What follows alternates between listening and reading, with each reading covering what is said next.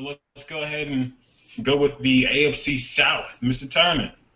Okay, so full disclosure, I was going to pick the Colts as a division leader. Probably no No surprise to surprise. y'all, right? But I switched No it, one's hot.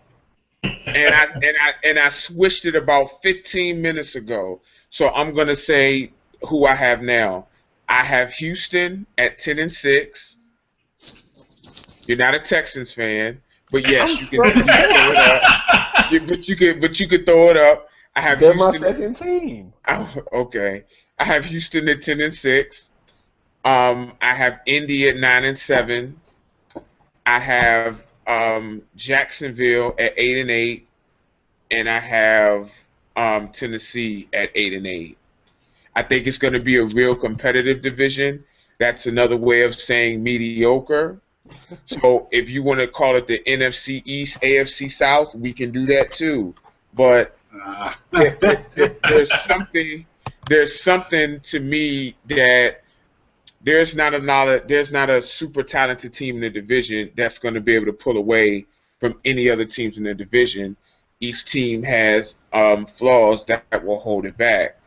The reason why I changed to Houston, for some reason, excuse me, I'm not as down on Brock as everybody else.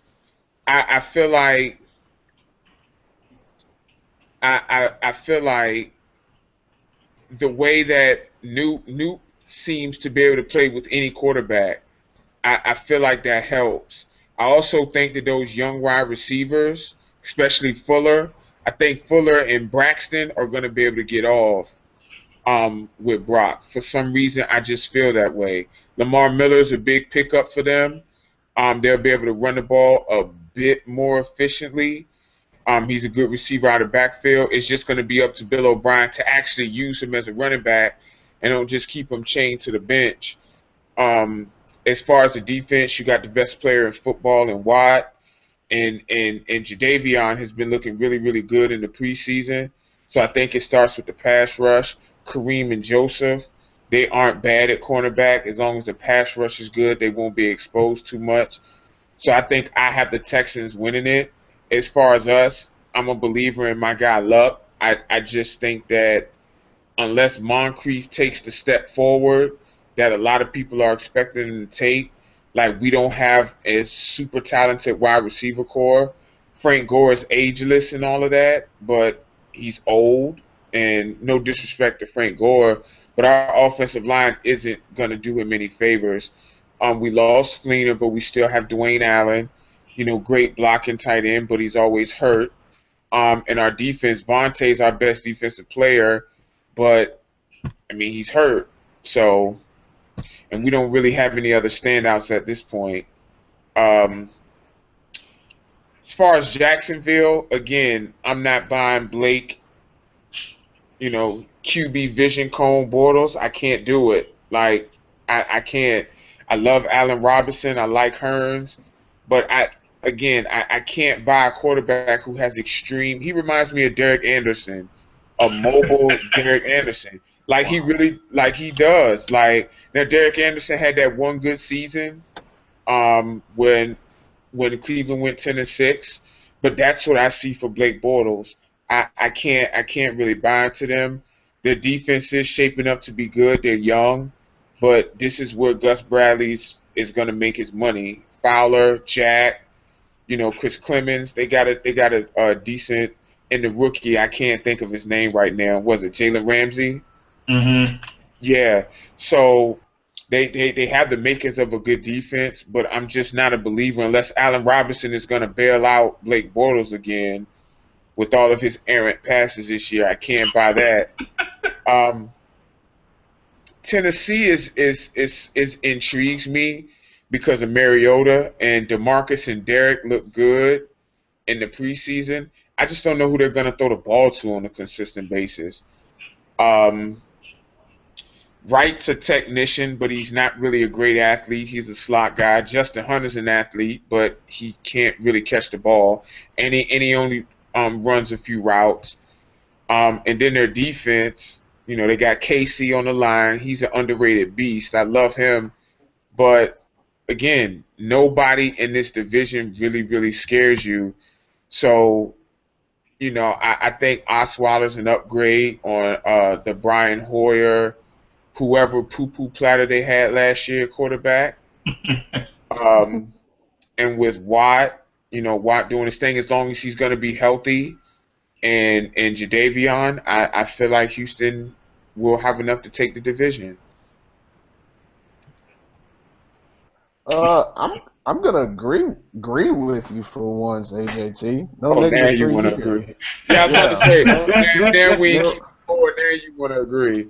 no Okay. negative 1-3 here. First, let me set the record straight. I am a Los Angeles Rams fan through and through, but I am from the outskirts of Houston, so I've always been a Texans supporter. That's why I have a Houston Texans shirt on. Okay, so Okay. obviously I agree that they're gonna win the AFC South. I think they're the team with the most talent. I mean that defense is always pretty legit. I mean with J.J. Watt, you can't go wrong. And like you said, Jadeveon Clowney is coming along, and that's hard for me to say because heard some personal things about him I don't care for. But anyways, Do you care to share them? Right? oh, I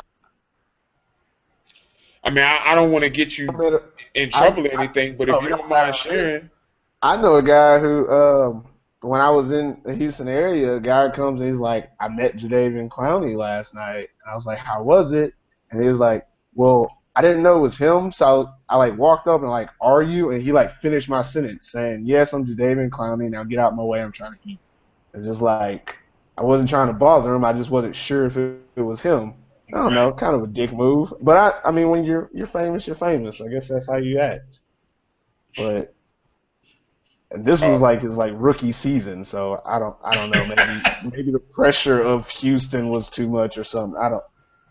Anyways, uh, I believe that with all the new additions that Houston made, especially offensively, I think Fuller and I think Braxton Miller will be one of the X factors for the Texans, but I don't think this is the season for it. I think he'll spend the season getting more reps. He's still trying to transition into that wide receiver role. But I think he'll be really good. I don't think they'll cut him or anything. But I think this year, I think Fuller is the guy that's going to complement DeAndre Hopkins. And I think Osweiler has the tools in Houston because that defense is always going to keep them in the game. As long as they're in the game, Osweiler knows from when he was with the Broncos. It's just yours not to lose, buddy. I think you can do that in Houston, and it's very good that you get to play the Titans and the Jaguars for 4 of your games in the season because those two teams are just they're still rebuilding. I agree that the Colts might come in second, but I don't trust the Colts. I don't trust Andrew Luck. Um, I think after last season not meeting expectations and a lot of the pressures that's going towards him going into the season to redefine himself being one of the like next great quarterbacks, he don't have anybody to throw to. How are you going to become a? We said this earlier. Like, what quarterback can just take a team and do it by themselves besides Tom Brady? The name ain't Andrew Luck. That's for damn sure. first So of all, with Tom that, Brady doesn't do it by himself. See, okay, Uh, all right, all right, okay. I uh, heard Tom Brady's name. Sorry, but okay. but either way, it's not going to be Andrew Luck. And I mean, it's unfortunate for the Colts, but I personally think that the Colts are going to be looking at an 8-8, 9-7 type season if they're lucky, but definitely no playoffs this year. And you gotta respect that Jacksonville has all the talent to be a sleeper playoff team this year. Will they? I don't know. I don't know if all the pieces will fit together and they just make that run, but they definitely are on the level of being one of the better teams in the AFC South. The Texans, their window is closing. Even though they put together this great roster, that defense is not as good as it was 2 or 3 years ago. It's not as dominant as it was. Their division is catching up. In 2 to 3 years, the Titans and Jacksonville should be fighting for that division. It's I think this is one of the most competitive divisions potentially, you know. But all of these teams have future rosters that it looks like they'll be able to compete against each other, except for maybe the Texans. The Texans have a little bit of a mixed match roster considering their defense is so experienced and now their offense is bringing in new people. So this is the year the Texans have to make the playoffs and try to make a push deep into the playoffs for once. But you were right on the money with having them winning the division. Can't disagree with that.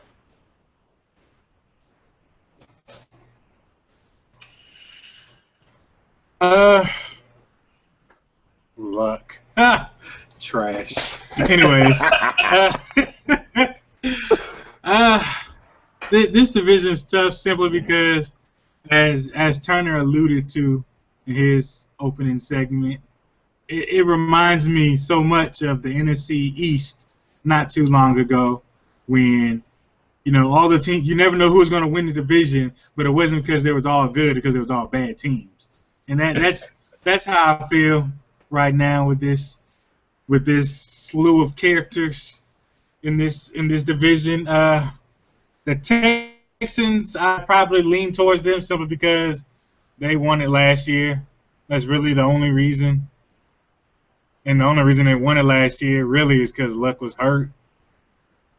But I don't think that Colts team is very good, to be honest with you. I think you have a team with a young quarterback surrounded by old players, and there's old players who aren't great. There's old players who are just decent, and that's what the Colts have right now. They really need to rebuild, but you really can't say you need to rebuild when just a couple of years ago you were in the AFC Championship and you got Andrew Luck, so you don't want to say, oh yeah, we're rebuilding. Plus, I'm not 100% sure, but I'm pretty sure they don't have a lot of cap room anyway, so they're pretty much stuck with what they got. So the Colts are what they are. They're gonna lean heavily on Andrew Luck every year until they find a way to get some more cap room, and it's not gonna work. He's not that guy. I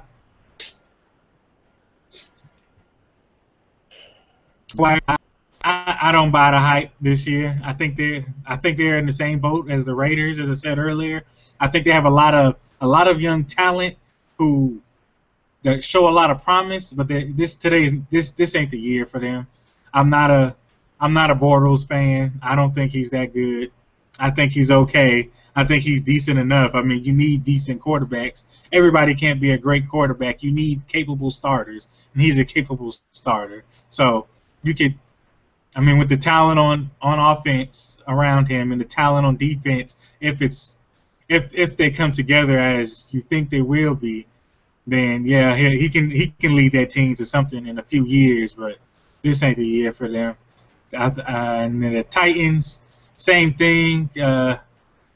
I like Mariota and what he showed at the end of the year, but that's all they got. The defense is actually better than people give them credit for. The defense is actually pretty good. The offense is what's not bad. I had them doing a lot better until they traded Green Beckham out the blue. I was really thrown off by that. I mean, I don't follow the Titans as much, so I'm not sure the ins and outs. Was he a bad practice player? They weren't developing him, or he wasn't developing like they thought they would. But someone with that size, that skill set, I would think that would be someone that you want to hold on to. So there's got to be something. Because I don't see who Mariota's going to throw the ball to now.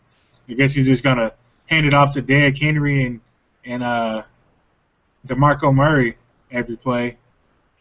I guess that's their plan going in. Yeah. But as Purvis said, I think the most talented team is the Texans on paper. Like I know he's a big Ohio State fan, but I love Braxton Miller. I loved him. He can ball. Braxton Miller is a baller. I knew that when he was at Ohio State, and then, like I said, I'm here in Houston. I've gone to a couple other practices and whatnot. I've seen the preseason games.